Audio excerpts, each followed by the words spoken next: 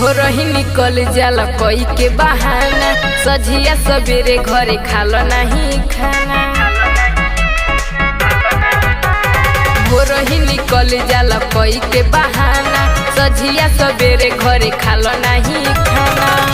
तो बोला रहता कहवा रात दिन में, ए सैया रहता कहवा रात दिन में।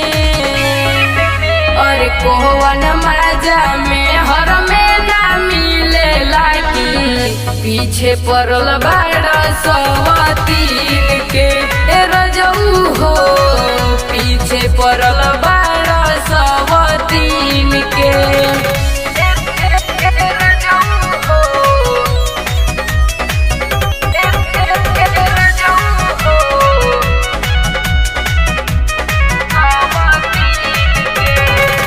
कहीं तो बितावह तार नाइट, ए सैया मई के आवह तार पाई।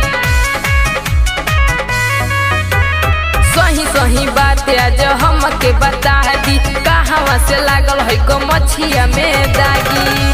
तो कौन स्वाद मिले ओकरा नमकीन में, तो कौन स्वाद मिले ओकरा नमकीन में।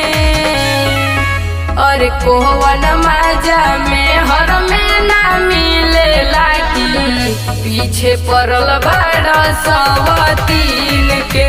ए रजऊ हो पीछे पड़ल बाड़ सवतीन के।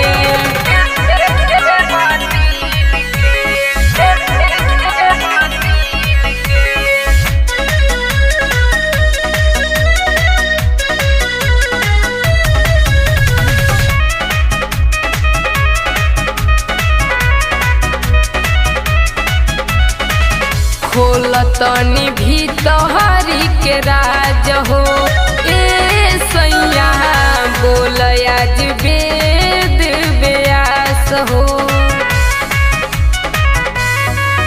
हाँ करतिया फोन हई कौन हिया जुलिया, कुर्ती में सटल हई के कर हटी कुलिया। त धीरज लाइल बाड़े फोटो तोहर खींच के, ए सैया लाइल बाड़े फोटो तोहर खींच के। और कोवन मजा में हर में ना मिले लागी, पीछे पड़ल बाड़ सवतीन के। ए रजऊ हो